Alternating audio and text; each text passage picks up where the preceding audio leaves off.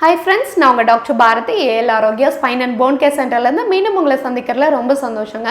நிறைய பேஷண்ட் வந்து ஆஃப்டர் டெலிவரிக்கு அப்புறம் எனக்கு பெயின் வந்து இடுப்பில் வந்து பெயின் இருக்குது டாக்டர், நெக்கில் பெயின் இருக்குது, தலைவலி இருக்குது அப்படின்னு சொல்லிட்டு நிறைய கம்ப்ளைண்ட் சொல்லுவாங்க. Specially back pain, neck pain வந்து அதிகமாக சொல்லுவாங்க. அதுவும் இன்னும் சிலர் பார்த்தீங்கன்னா எனக்கு வந்து சிசேரியன் பண்ணாங்க, அதனால வந்து எனக்கு வந்து பேக் பெயின் வந்திருக்கு, அந்த இடத்துல இன்ஜெக்ட் பண்ணிட்டாங்க அப்படின்னு எல்லாம் சொல்லுவாங்க. ஸோ இன்னைக்கு வந்து நம்ம சிசேரியன் பண்ணதுனால ஏன் பேக் பெயின் வருது, பிளஸ் வந்து நார்மல் டெலிவரி பண்ணாலுமே சில பேஷண்ட் வந்து பேக் பெயின் சொல்லுவாங்க, அது எதனால அப்படின்னு சொல்லிட்டு தான் இன்னைக்கு விரிவா உங்களுக்கு எக்ஸ்பிளைன் பண்ண போறேன். ஸோ முதல்ல வந்து சிசேரியன் பண்ணா பெயின் வருமா, அது எதனாலன்னு சொல்லிட்டு நான் உங்களுக்கு எக்ஸ்பிளைன் பண்ணேன். நிறைய மோஸ்ட்லி 90% ஆஃப் பேஷண்ட்ஸ் வந்து எனக்கு வந்து இடுப்புல வலி இருக்குன்னு சொல்லிட்டு வருவாங்க. நம்ம எக்ஸாமின் பண்ணி பார்த்தோம்னா அவங்களுக்கு வலி பார்த்தீங்கன்னா இந்த L4, L5, L5S1 அதாவது கீழே தான் பெயின் சொல்லுவாங்க. பட் ஆனால் நம்ம இன்ஜெக்ட் பண்ணும்போது பார்த்தீங்கன்னா நம்ம இடுப்பு பகுதியிலேருந்து கொஞ்சம் மேலே, அதாவது அந்த L3க்கு லெவலுக்கு மேலே வந்து இன்ஜெக்ட் பண்ணியிருப்பாங்க. ஸோ அந்த இடத்துல வந்து அவங்க கம்ப்ளீட்லி பெயின் சொல்ல மாட்டாங்க, கீழே தான் சொல்லுவாங்க. அது எதனால அப்படின்னு பார்த்தோம்னா சிசேரியன் பண்ணதுக்கு அப்புறம் அவங்க வந்து சம்டைம் வந்து கம்ஃபர்டபுளான பொசிஷன்ல வந்து உட்கார்ந்து இருக்க மாட்டாங்க. பொசிஷன் ஆஃப் ஃபீடிங் வந்து தவறா இருக்கும். இன்கேஸ் வந்து சில பேஷண்ட்ல வந்து அந்த இன்ஜெக்ட் பண்ண இடத்துல வந்து பெயின் இருக்குன்னு சொல்லுவாங்க. அது எதனால அப்படின்னு பார்த்தோம்னா கண்டிப்பா வந்து நம்ம அந்த ஸ்பைனல் கார்ட்ல வந்து இன்ஜெக்ட் பண்றதுனால தான். ஸோ ஸ்பைனல் கார்ட்ல இன்ஜெக்ட் பண்றதை வந்து ரெண்டு வகையா நம்ம பிரிப்போம். ஒன்னு வந்து எபிடியூரல் இன்ஜெக்ஷன், ஒன்னு வந்து ஸ்பைனல் கெனால் இன்ஜெக்ஷன் வந்து பிரிப்போம். ஸோ இந்த எபிடியூரல் இன்ஜெக்ஷன் பாத்தீங்கன்னா லைட்டா மேலாப்ல இருக்கிற ஒரு லேயர்ல கொடுக்கக்கூடிய இன்ஜெக்ஷன் தான் எபிடியூரல். அது வந்து கொஞ்ச நேரம் தான் நமக்கு வந்து இருக்கும். ஸ்பைனல் கெனால்ல கொடுக்குறாங்க அப்படின்னம்னா அது இன்னும் கொஞ்சம் டீப்பா போய் கொடுக்குறாங்க. சம்டைம் அது ஸ்பைனல் கெனால வந்து பஞ்சர் பண்றதுனால சின்னதா வந்து டேமேஜ் ஆகலாம். பட் ஆனா இப்ப இருக்க மெடிக்கல் சிஸ்டம் வந்து ரொம்ப டெவலப் ஆயிருக்கு. ரொம்ப தின் நீடல்ஸ் வந்து யூஸ் பண்றாங்க. பிளஸ் பாத்தீங்கன்னா எடுத்துக்கக்கூடிய மெடிசன், அதாவது இன்ஜெக்ட் பண்றாங்க இல்லையா, அந்த மெடிசன்ல பாத்தீங்கன்னா அதுவே ரெக்கவர் ஆகி வர மாதிரியான மெடிசன்ஸுமே நிறைய வந்திருக்கு. அதை மீறியும் பெயின் இருக்கு அப்படின்றவங்க ப்ராப்பரா அந்த இடத்துல வந்து ட்ரீட்மெண்ட், அதாவது நேச்சுரலான ட்ரீட்மெண்ட் கொடுத்து கரெக்டா பொசிஷன் வந்து மெயின்டைன் பண்ணோம்னா அது சரியாயிடும். அதுக்கு அடுத்தது அட்லீஸ்ட் ஒரு 1 மந்த் கழிச்சதுக்கு அப்புறமா அவங்களுக்கு வந்து மைல்டா பேக் ஸ்ட்ரென்தனிங் எக்ஸசைஸ் வந்து ஆரம்பிக்கணும். அது ரொம்ப ரொம்ப முக்கியம்.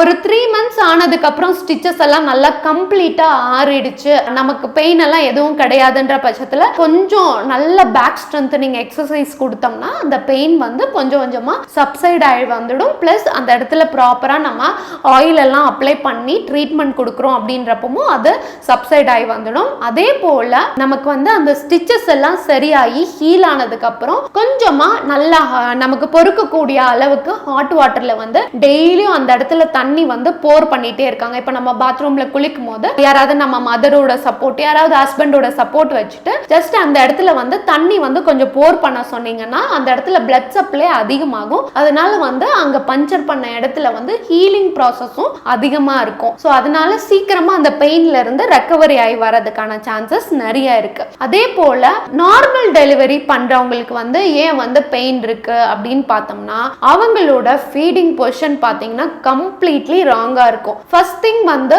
உட்கார்ந்து நிறைய பேர் வந்து மேக்ஸிமம் ஃபீட் பண்ணுவாங்க. உட்கார்ந்து தான் ஃபீட் பண்ண சொன்னாங்க.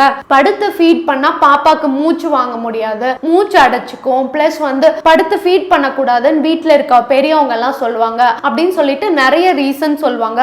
மேக்ஸிமம் நீங்க உட்கார்ந்து ஃபீட் பண்றீங்க அப்படின்னம்னா கண்டிப்பா பேக் வந்து ஸ்ட்ரெயின் ஆகிறதுக்கான சான்ஸ் வந்து நிறைய இருக்கு. கூடவே சேர்த்து கழுத்தும் ஸ்ட்ரெயின் ஆகும். ஏன் அப்படின்னு பாத்தீங்கன்னா இது நார்மல் டெலிவரி ஆனாலும் சரி, சிசேரியன் ஆனாலும் சரி, ரெண்டு பேத்துக்குமே வந்து நீங்க பொசிஷன் தப்பா உட்கார்ந்து ஃபீட் பண்றீங்க அப்படின்னம்னா கழுத்தும் பேக்கும் வந்து கண்டிப்பா ஸ்ட்ரெயின் ஆகும். என்னென்ன மாதிரியான தவறுகள் வந்து ஃபீடிங் டைம்ல வந்து இப்போ பண்ணுவாங்க அப்படின்னு சொல்லிட்டு நான் உங்களுக்கு காமிச்சிடுறேன்.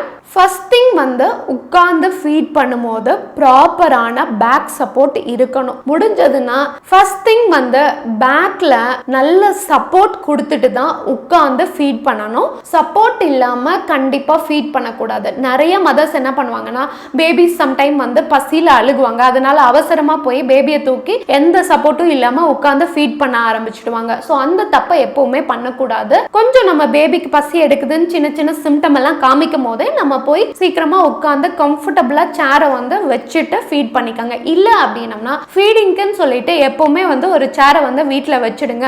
அதுல வந்து பில்லோ எல்லாமே செட் பண்ணி வச்சிடுங்க. சோ தட் எப்போ வந்து பேபி அழுந்தாலுமே நம்ம உடனே அந்த பில்லோல போய் சாஞ்சு உட்கார்ந்து ஃபீட் பண்ண முடியும். அது மட்டும் இல்லாம பாத்தீங்கன்னா நம்ம ஃபீட் பண்ணும்போது என்ன தவறுகள் எல்லாம் பண்றோம்னா, ஒண்ணு வந்து நம்ம பேக் சப்போர்ட் கொடுக்க மாட்டோம். இன்னொன்னு விஷயம் என்னன்னா, நம்ம பாப்பா கரெக்டா தான் ஃபீட் பண்ணிருக்காங்களா அப்படின்னு சொல்லிட்டு ஃபீட் பண்ணும்போது இப்படி குனிஞ்சே பார்த்துட்டே இருப்போம். அப்ப என்ன ஆகும்னா நெக் வந்து பயங்கரமா ஸ்ட்ரெயின் ஆகும். சோ அந்த மாதிரி குனிஞ்சே பார்த்துட்டு இருக்கணும்ன்றது கிடையாது. ஒன்ஸ் பாப்பாவை வந்து கரெக்டா வந்து லாச் பண்ணிட்டீங்க, நிப்பில கரெக்டா வாயில வச்சுட்டீங்க அப்படின்னம்னா அவங்க பாட்டுக்கு குடிச்சிட்டு இருப்பாங்க. திரும்ப நிப்பில் அவங்க எடுக்கும் போது மட்டும் அவங்களுக்கு திரும்ப வேணும்னா நிப்பில் ஒன்ஸ் ரீகனெக்ட் பண்றதுக்கு மட்டுமே நீங்க கீழே குனிஞ்சா போதும். ஃபுல் டைம் நீங்க வந்து கீழே குனிஞ்சு ஸ்ட்ரெயின் பண்ணிட்டு இருந்தீங்கன்னா கண்டிப்பா நெக்ல இருக்கக்கூடிய மசில் வந்து சிவியரா டேமேஜ் ஆக ஆரம்பிக்கும். ஏன் அப்படின்னம்னா இந்த பிரஸ்ட் ஃபீடிங் அப்படிங்கிறது ஒரு ஷார்ட் டைம் கிடையாது, லாங் டைம்.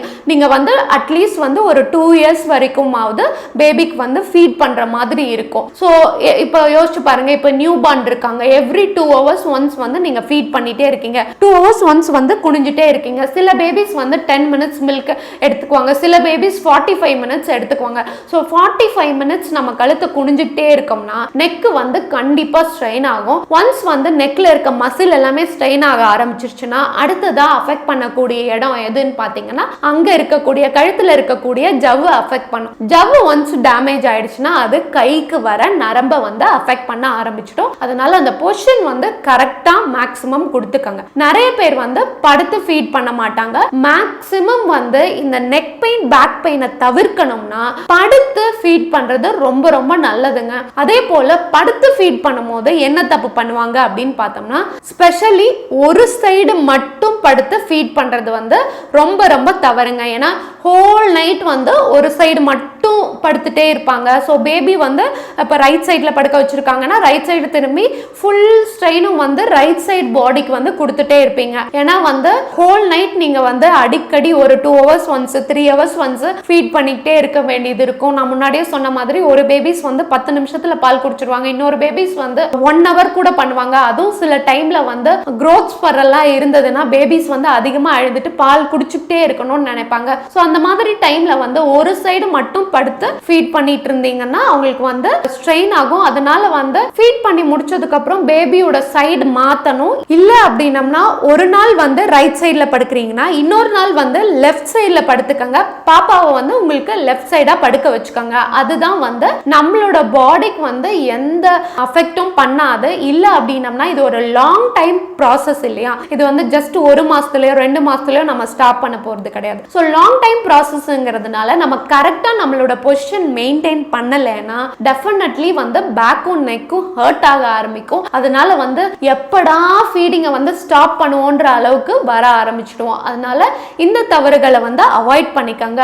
பேக்குக்கு வந்து பில்லோவோட சப்போர்ட் கண்டிப்பா வேணும். சப்போர்ட் இல்லாம ஃபீட் பண்ணக்கூடாது. மேக்ஸிமம் படுத்து ஃபீட் பண்ணீங்கன்னா பேக்ல வந்து அதிகமா ஸ்ட்ரெயின் ஆகாது. அது மட்டும் இல்லாம நம்ம நார்மல் டெலிவரியிலயுமே வந்து எபிடியூரல் இன்ஜெக்ஷன் எடுத்துட்டு டெலிவரி பண்றவங்களும் இருக்கிறாங்க. அதனால வந்து ஆல்ரெடி இன்ஜெக்டும் பண்ணிருப்பாங்க, அந்த இடம் வந்து லைட்டா டேமேஜ் ஆயிருக்கிறதுக்கான சான்ஸ் இருக்கு. அதுக்கப்புறமா நம்ம ஃபீடிங் பொசிஷன் கரெக்டா இல்லைன்னா அதனாலயும் வந்து பேக்ல இருக்கிற மசில் ஜவ் எல்லாமே டேமேஜ் ஆச்சுன்னா ஃபியூச்சர்ல வந்து பெயின் அதிகமாகும். அதுக்கப்புறம் நம்ம ஃபீட் பண்ணிட்டு எக்ஸ்ட்ரா வீட்ல இருக்கிற வேலையும் செய்ய வேண்டியது இருக்கும். அதனால எக்ஸ்ட்ரா ஸ்ட்ரெயின் இருக்கும். ஸோ பொசிஷன் வந்து மெயின்டைன் பண்ணிக்கணும். கண்டிப்பா வந்து நார்மல் டெலிவரி அப்படின்னம்னா டெலிவரிக்கு அப்புறம் 15 daysல இருந்து கண்டிப்பா உங்களோட எக்ஸசைஸ் பேக் ஸ்ட்ரென்தனிங் பிளஸ் வந்து uterus muscle strengthening bladder strengthening எல்லாமே ஆரம்பிச்சுக்கலாம். ஸோ தட் வெயிட் லாஸும் இருக்கும், உங்களுக்கு டம்மியும் ரெடியூஸ் ஆகும், அதுக்கடுத்ததான் உங்களுக்கு பேக்கும் வந்து ஸ்ட்ரென்தன் ஆகும். அதே போல நம்மளோட ஃபுட்ல வந்து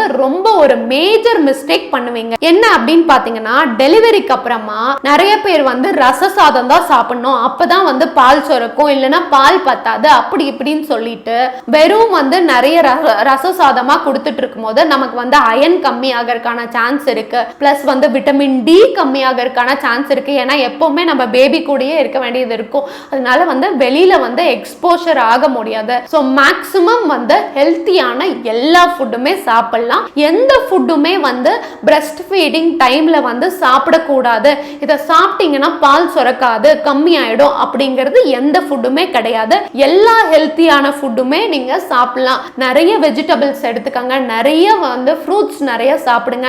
நிறைய பேர் வந்து ஃப்ரூட்ஸ் எல்லாம் அவாய்ட் பண்ணிக்குவாங்க, இந்த ஃப்ரூட்ஸ் எடுக்கக்கூடாது, நல்லது கிடையாது அப்படி இப்படின்னு சொல்லிட்டு நிறைய டேட்ஸ் அதிகமா எடுங்க.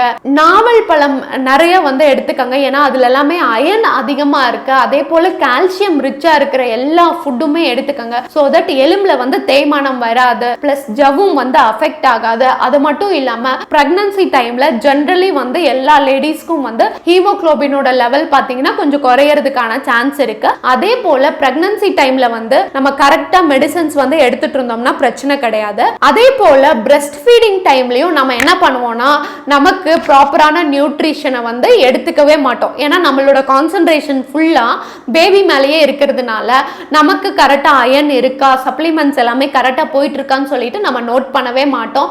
நிறைய பேருக்கு ஆஃப்டர் டெலிவரிக்கு அப்புறமா அயன் கம்மி ஆகிறதுனாலையும் இந்த மாதிரியான பிரச்சனைகள் வந்து வரும். ஏன்னா ஒரு உறுப்புக்கு வந்து ரத்தம் தான் ரொம்ப முக்கியம். அந்த ரத்தமே உடம்புல வந்து கம்மியா இருக்கும் போது கண்டிப்பா நமக்கு பேக் பெயின், நெக் பெயின், ஜாயின்ஸ்ல எல்லாம் பெயின் வரதுக்கான சான்ஸ் வந்து நிறையவே இருக்கு. அதனால உங்களோட iron, calcium, vitamin D3 level எல்லாமே நார்மலா இருக்கா அப்படின்னு சொல்லிட்டு பார்த்துக்கணும். மேக்ஸிமம் ஸ்ட்ரெஸ் ஆகாமலும் இருக்கணும். ஏன்னா டெலிவரிக்கு அப்புறம் நிறைய புது விஷயங்களை நீங்களும் கத்துக்குவீங்க, உங்களோட பேபியும் வந்து உங்ககிட்ட இருந்து லேர்ன் பண்ணிட்டு இருக்காங்க. ஃபீடிங் புதுசு, பிளஸ் பேபிஸ் வந்து ஒரு ஸ்டேஜ்ல growth ஆகும்போது சம்டைம் டிஸ்டர்பன்ஸ் இருக்கும், அழுகுவாங்க, ஃபீவர் வரும், லூஸ் மோஷன், இந்த மாதிரி நிறைய பேபிஸ் கூட கொஞ்சம் ஸ்ட்ரெஸ் இருக்கும். அதுக்கடுத்தது ஃபேமிலி ஸ்ட்ரெஸ், இதெல்லாம் போட்டு அதிகமா ஸ்ட்ரெஸ் ஆயிக்கிறதுனாலயும் இந்த மாதிரியான பிரச்சனைகள் வரும். ஸோ மேக்ஸிமம் ஸ்ட்ரெஸ் ஆயிக்காதீங்க, ப்ராப்பரான எக்ஸசைஸ் பண்ணுங்க. பிளஸ் வந்து நல்ல சுடு தண்ணி வந்து ஹாட் வாட்டர், நார்மல் டெலிவரினா டெலிவரிக்கு அடுத்த நாள்ல இருந்தே நல்ல ஹாட் வாட்டர் வந்து இடுப்புக்கு ஊத்த ஆரம்பிக்கலாம். பிளஸ் உளுந்து, ராகி இந்த மாதிரியான ஃபுட் எல்லாமே அதிகமா எடுக்க ஆரம்பிங்க. அதுக்கடுத்துதான் இதை மீறியுமே நமக்கு வந்து வலி இருக்கு அப்படின்னம்னா ப்ராப்பரா டாக்டரை கன்சல்ட் பண்ணிட்டு ஒரு ஸ்கேன் பண்ணி பார்த்துட்டு வேற எதுவும் பேக்ல வந்து ப்ராப்ளம் இருக்கா அப்படின்னு சொல்லிட்டு பார்க்கணும். ஏன் அப்படின்னா பிரெக்னன்சி டைம்ல ஜெனரலி வந்து லேடிஸ் வந்து வெயிட் அதிகமா போடுவாங்க. வெயிட் அதிகமா போடுறதுனால என்ன ஆகும் அப்படின்னு பார்த்தோம்னா பேக்குக்கு வந்து ஸ்ட்ரெயின் அதிகமாகும். அது போக பேபியோட வெயிட்டும் வந்து பேக்குக்கு வந்து ஸ்ட்ரெயின் கொடுக்கும். ஸோ அதனால என்ன ஆகும்னா பேக்ல இருக்கிற ஜவ் எல்லாமே வந்து தேயறதுக்கான சான்ஸும் இருக்கு. அதனால வலி இருக்கு, கண்டினியூஸா இருக்கு, இந்த பெயின் வந்து போகவே மாட்டேங்குது அப்படின்னு சொல்ற பேஷண்ட் எல்லாமே கரெக்டா ப்ராப்பரான டாக்டரை பார்த்து ஸ்கேன் பண்ணிட்டு அதுல ஏதாவது பிரச்சனை இருந்ததுன்னா அதற்கு சரியான முறையில தீர்வு எடுத்துக்கிட்டீங்கன்னா கண்டிப்பா இதுல இருந்து விடுபடலாம். ஸோ இந்த வீடியோ உங்களுக்கு யூஸ்ஃபுல்லா இருந்திருக்கும்னு நினைக்கிறேன். யூஸ்ஃபுல்லா இருந்ததுன்னா எல்லா பிரெக்னன்ட் லேடிஸ்க்கும் ஷேர் பண்ணுங்க, நியூ மதர்ஸா இருந்தாலும் அவங்களுக்கும் ஷேர் பண்ணுங்க. Thank you so much, take care. Video பிடிச்சிருந்ததுன்னா மறக்காம யூடியூப் சப்ஸ்கிரைப் பண்ணுங்க, ஃபேஸ்புக்ல ஃபாலோ பண்ணுங்க.